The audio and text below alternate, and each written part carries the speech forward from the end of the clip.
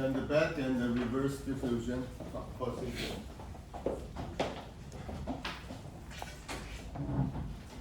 So during this stage, we undo the whole task. The task is to remove the noise.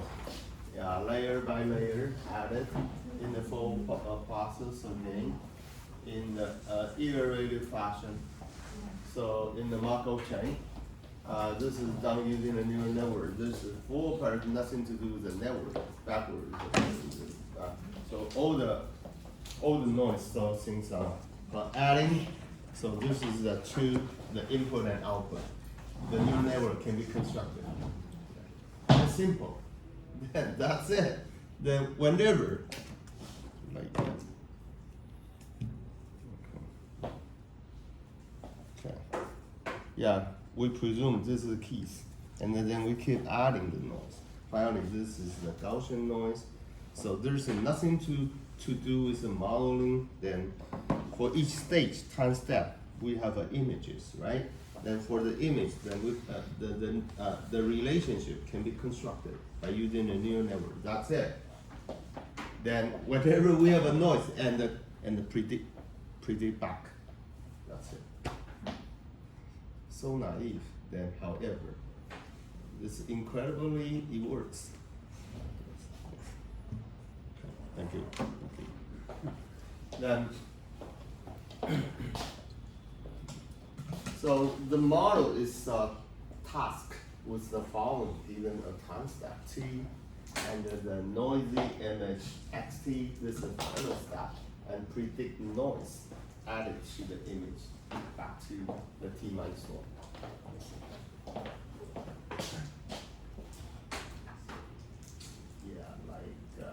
Say, and back at t minus 1. Predict the noise back.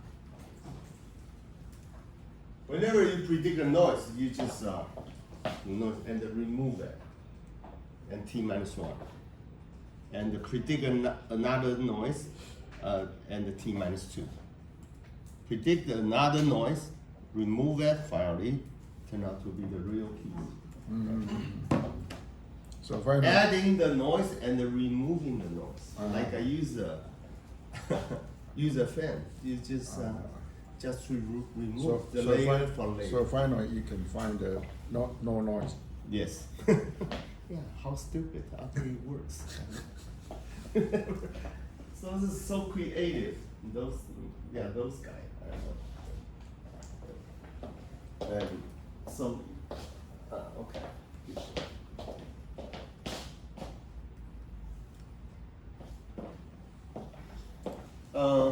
Then keep adding the model. So use the xt, the model, predict the epsilon. So predict noise and remove it. The model predict the model approximate noise added to the xt plus 1.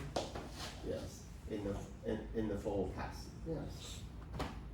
So just xt just subtract that, turn out to the xt plus 1, and xt plus 1 minus epsilon t minus 1 xt minus 2. Just from time step to time step backward, going backward. So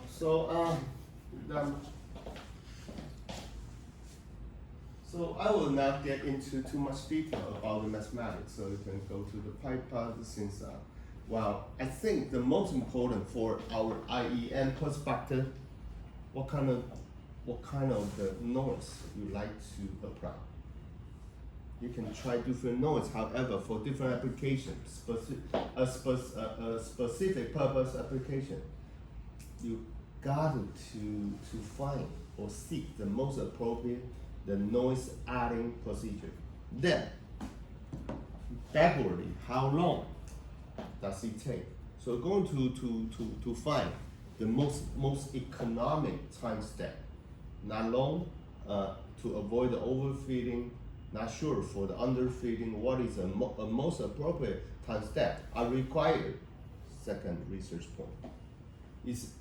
Third, what is the most appropriate decoding neural network should be applied. So there's so much can be done. Then, so we are not kind of guide to have an innovative idea about the foundation model. Then, however, we are able to position ourselves to be a good applier. Right? Yeah. So, yeah. In diffusion, the popular architecture chose a UNet with attention. The UNet. Okay. The UNet is called skip attention. Skip connection. Connection.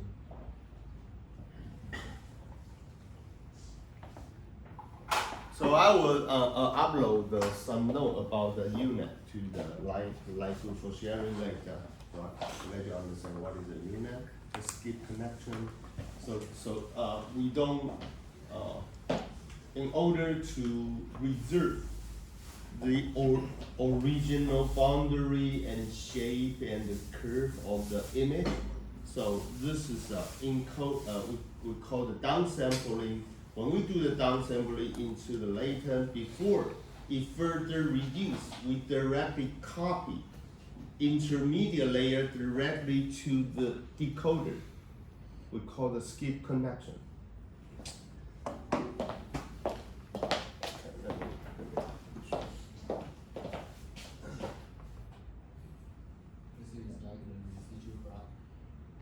Not really. Residual sometimes is like residual. This is a whole bunch, and then there's a model. This portion is modeled by component 1, component 2, component 3. Yes. Then finally there's a residual. No, this is totally different. Like yeah, this is downsampling, this is a latent, this is a upsampling. We would like to reserve the original shape or the edge detection or the object detection or some shape of the or in the original image. So sometimes you do you perform too many processing of the max pooling, so the boundary going to become smudge. So directly, so the convolution max pooling then done, and the intermediate processing output directly copied to the to the upsampling. Preserve the original information in the image directly to that, and the remaining going further. So that is to say, we would like to preserve a more macroscope characteristic. Also, going down further, we would like to explore the local refinements at the same time. So by using the skip connection, directly copy the intermediate layer to the upsampling layer. Let me show you. Yeah, this is another genius work.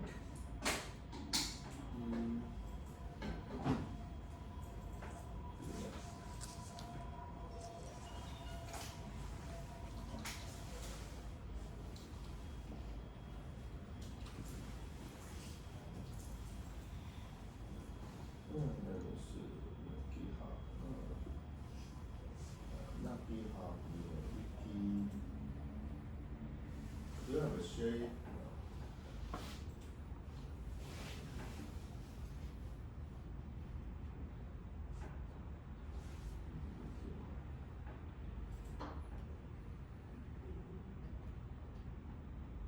Let me try to do that. Like this, you have each one.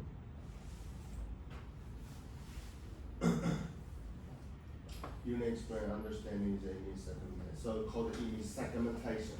So in here, 1, 2, 3, then directly copy to here. So this template directly copy to the assembly. And here, copy to that. So at a different level, we preserve the information. Not going to down to the late. So this is quite high level. High level. This is very detailed. This is a very detailed, like a pinhole in the PCB. Yeah, this is something we like to have. However, the image, the boundary of the object still need to be preserved. How can we do that? The speed connection. This is genius. Get it? Thank you. This is very good neural network. So it's by multi-layer. Yeah, of course, it's multi-layer. It's always this is skip it. This is more than multi-layer. Then there's additional layer. It's direct copy to the upsampling. And well, UNet and which is trained using the MSE loss function. So the MSE mean square error.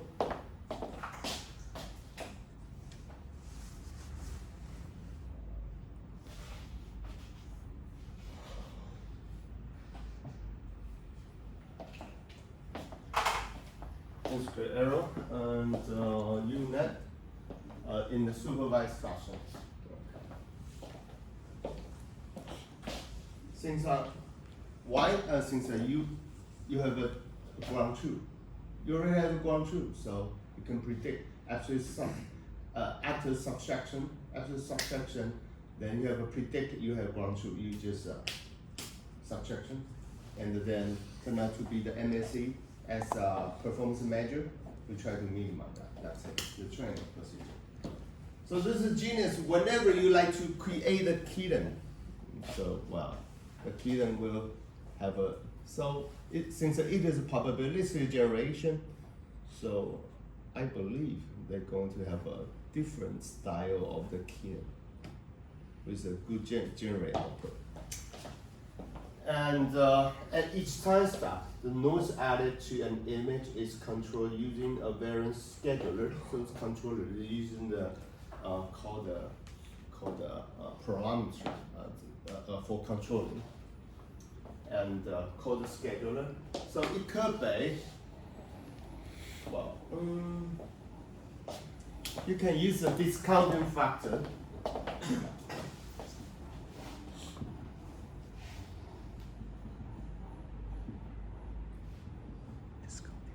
Discounting factor like EWMA. Yeah, it's another good research. It just came across.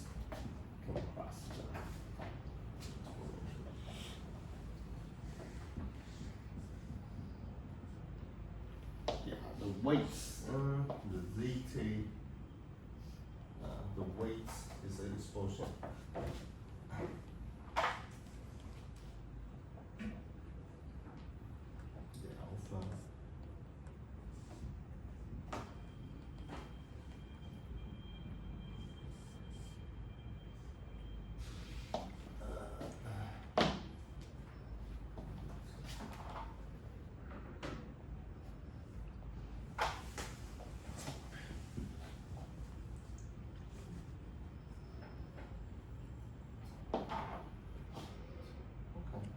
So this is called EWMA exponentially weighted moving areas. So that is it is not uniform to spread out the noise level between the time step. You can use it exponentially or increasing or exponentially increasing.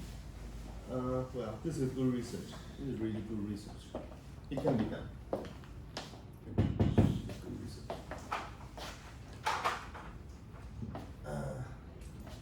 To design and EWMA called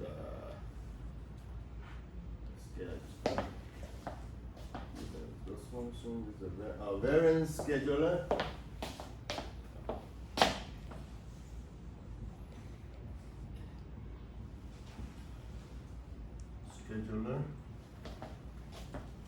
With hyperparameter is a scheduler and the stable diffusion model.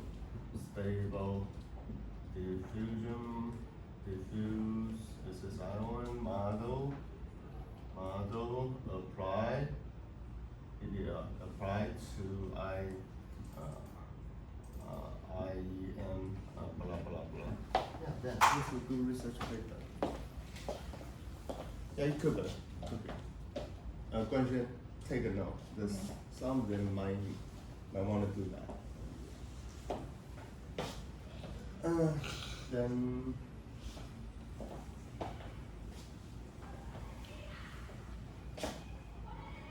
Or you want to do this research, that would be good. However, you need to buy a new computer. Yeah, I can do that. There's so many. So with a big picture, there's so many things you can try for.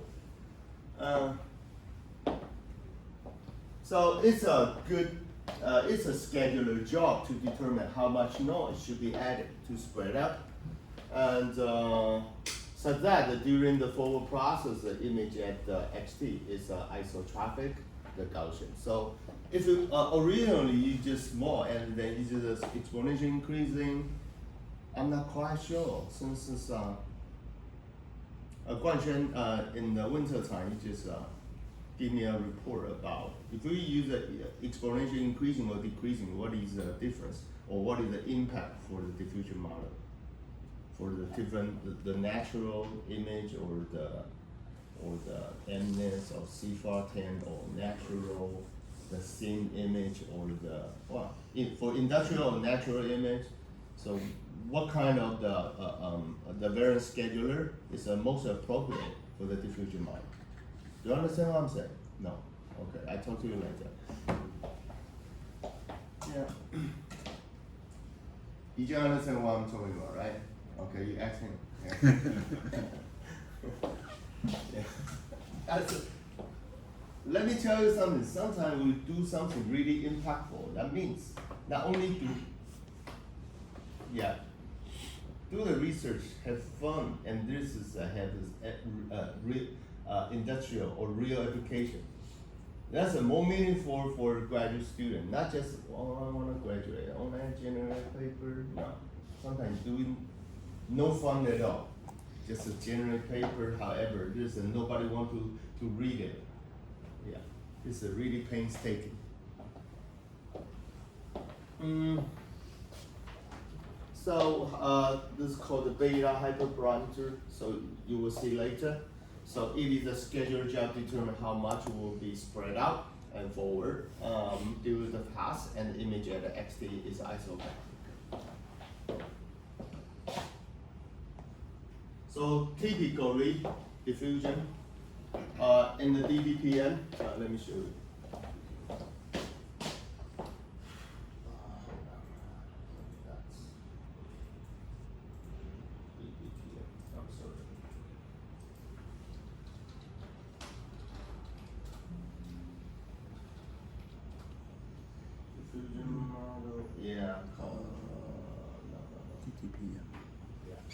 Denoising diffusion probabilistic model. Back in 2020, this is 4 years ago. Yeah, let me see that. It's a good paper. Again, just download it and just share it to the line group. Diffusion. It's a good paper. DBPM. Denoising diffusion probabilistic model from the Berkeley.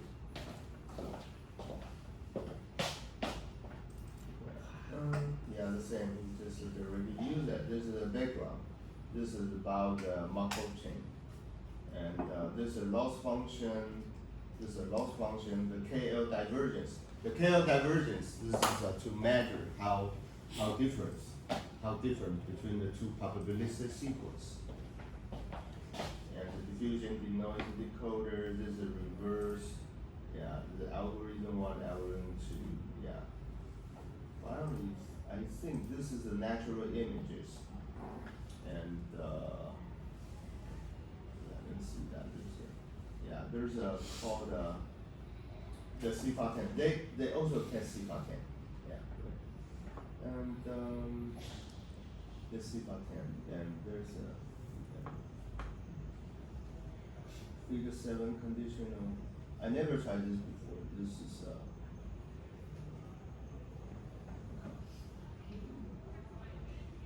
So Guanxuan, you might want to try to this test data set as well. And yeah, the setup a HQ2 this is 250 200. This is not big. Okay, so for the back to BDPN. BPN also use a linear scheduler. Mean that the noise at each time is increasing linearly. This is exponential decreasing. This is linear increasing, right? And exponential increasing is like this, right? Am I right? This is log. Under log, it should be under, right? This is convex. Should be like this one. Yes. Okay. Exponential increasing. Exponential increasing. What is that?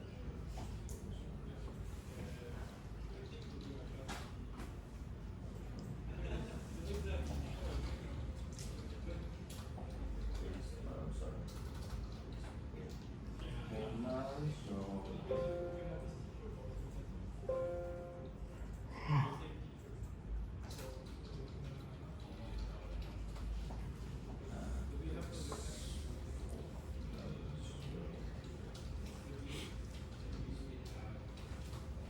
Exponential increasing. Yeah, like this. Yeah, you can try that. Exponential increasing. Or it could be a hybrid or mixture. It could be originally increasing. You like to move really fast, and linear. Yeah, it's like relu galu or something. Yeah, you can which can be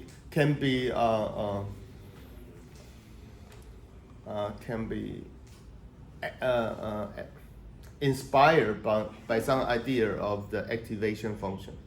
Yeah, it's another good research as well. So this is an exponential increasing, exponential growth. So number of the T set of the 1,000. Come on, crazy. 1,000 is so many steps.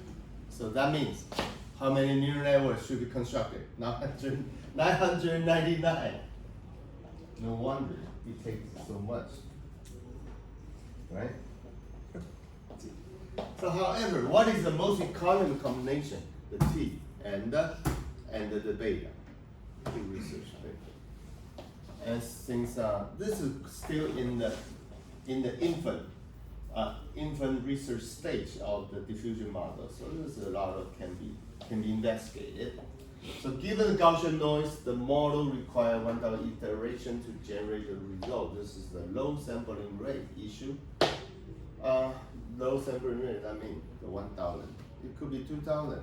If you like, would like to emulate the Mona Lisa or some painting by the Michelangelo. So yeah, it could be over 1,000 or even much more. So, but in the recent paper introduced new techniques and the different scheduler research could generate the artistic image as low as t equal to 4 times 10. No, I don't know. Generate artistic research. Maybe maybe initially it's quite low, and then it grows. Or for different application, this is quite originally it's raising, and then yeah, could be so. The combination exponentially and the log, yeah, it could be. So some famous diffusion image generation model, DALI AI or the Open AI, the Imagen by Google, Stable Diffusion by Stability AI, and Midjourney. Yeah, it goes commercially. For Stable Diffusion, yeah, the VA. So I skip all the mathematics like this. This is something I already introduced. Just a few. Yeah, this is beta. Let me see that.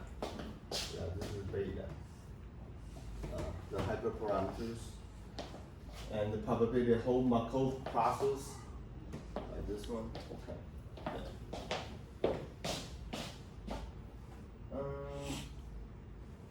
XT, this is a mu theta. Yes, this is the input, the output, and this is the mu, and this is sigma. Yeah,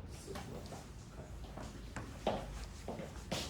So remember, there's the only property you need to take it into consideration. So the beta is a hyperparameter about the variance scheduler.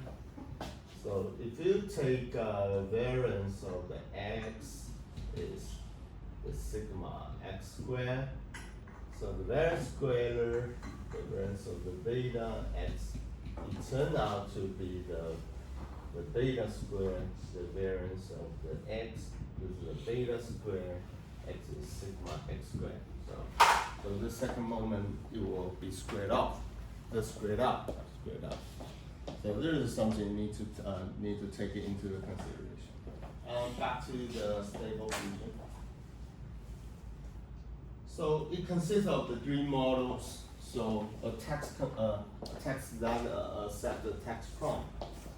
Well, so convert the text prompt to the computer readable vector. So we do it again. So just convert. This is like a clip.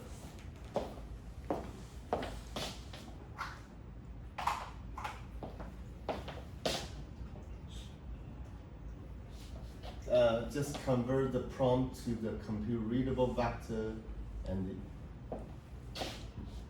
this is a column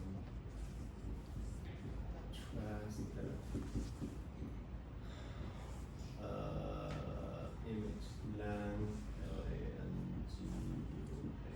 language image retrain.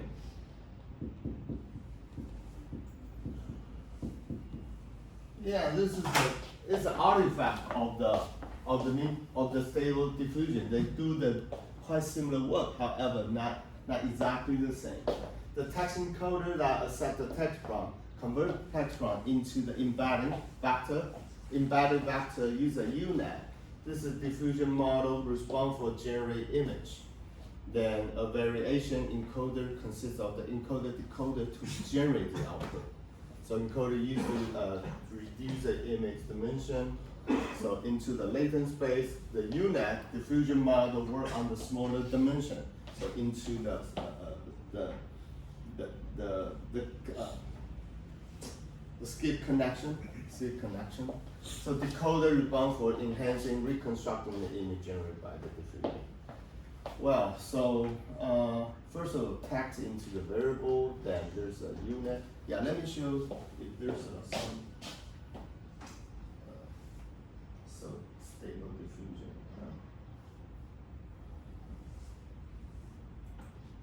Let me see that.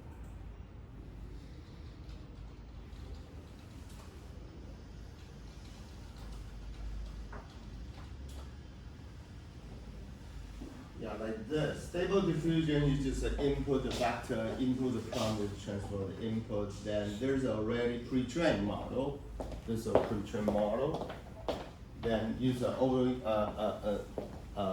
then you just content by using the UNet to reserve the most important latent space, the information about the latent space, and use a VAE, variational encoder and decoder for generation.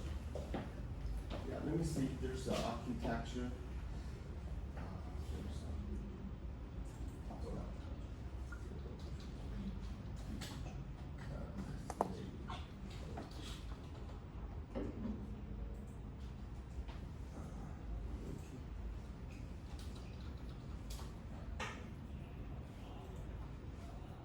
I hope there's no.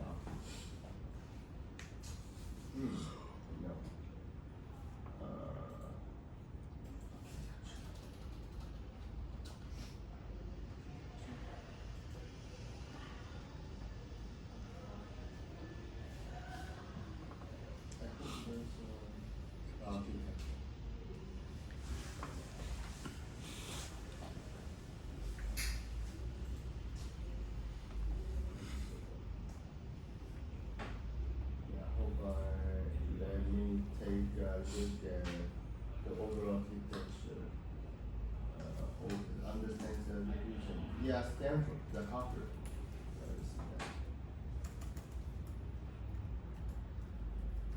Yeah, let me take a look at that.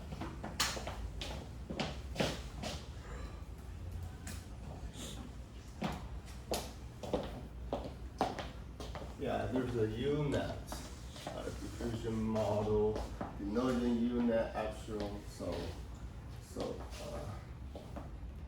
Yeah, this is a pixel space denoising step. No, there's another illustration I'm familiar with. Conditions. No, this is not that clear. Let me try a different one. How about, yeah, let me take a look at this. Okay, so there's a research gate. So yeah, this is a club. This is something I mentioned. Constructive language image pre-training. So club text encoder and the denoising UNet. So there's a frozen stable diffusion. That means the low rank.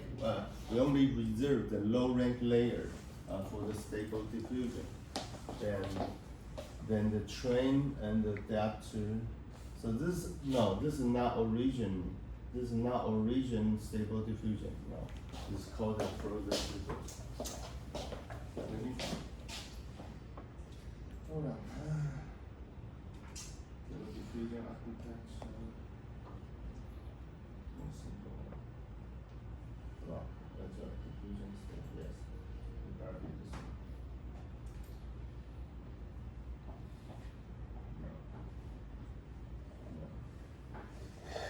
This is a UNet. This is a diffusion based on UNet.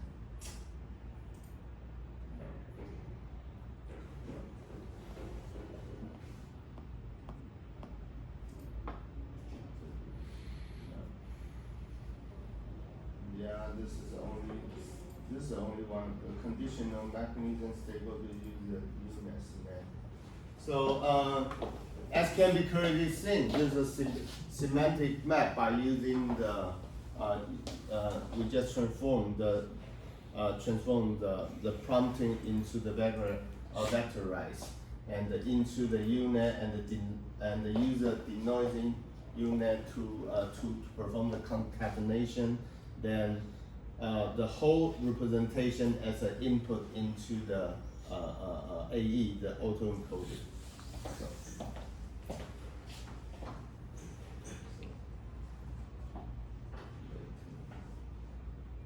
So this is white training. So stable diffusion architecture, the END and the latent space. So this is a forward diffusion, and the UNet is right here to extract the feature and the conditional semantic. So this is a semantic map by using the club and between the prompting and the image, and this is the information into the UNet. Try to extract the latent feature for generation. So this is this is not that straightforward. Not straight destination. And okay, this is only for your reference. Then we going back to this is the final couple minutes. Let me just wrap it up. And in here, this is a text encoder and the UNet. This is a diffusion response generate image. And then finally, the variation encoder consists of encoder and decoder. So this is a probabilistic. In the latent space, this is enforced to follow the normal, the high dimensional or multivariate normal distribution. So encoder used to reduce the image dimension, and the UNet diffusion work on the smaller dimensions. So this is we use a skip connection decoder response for the generated image. So, okay. Yeah, there's some detail only for your personal reading. Diffusion model is a parameterized Markovian chain. So parameterized, that means sometimes it is not a single model involved. This is this is only single one form of the model. However, the parameter going to tune from time to time. So we call the parameterized Markovian train using the variation inference. So to produce a sample matching the data after finite time. So how many the timestamp were elapsed.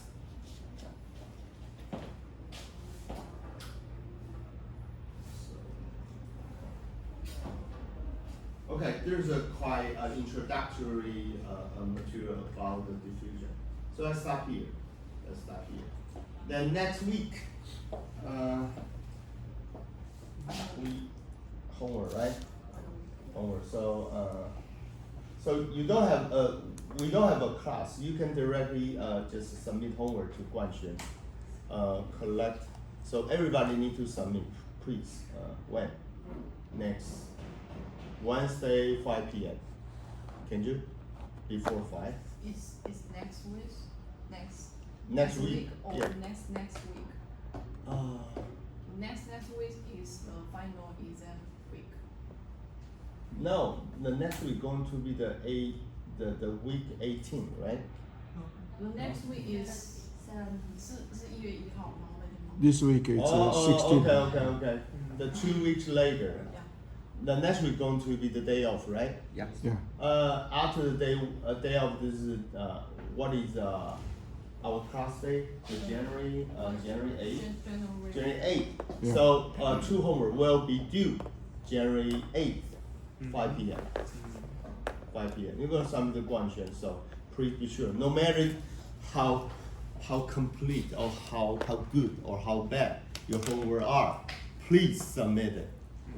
Without submitting, so no grade will be given. Is no class last week? No. No class? This is a normal class. This is the end of the semester. End of semester. I think this is good enough. This material quite much, and then there's a good for you to think of what is a possible research for your thesis. So 2 weeks later, submit 2 homework to Guanxuan. Please be sure to do that. Yeah, Happy New Year. Thank you. Thank you. Happy New Year 啦！那就接下来就忙功课啦。好，城市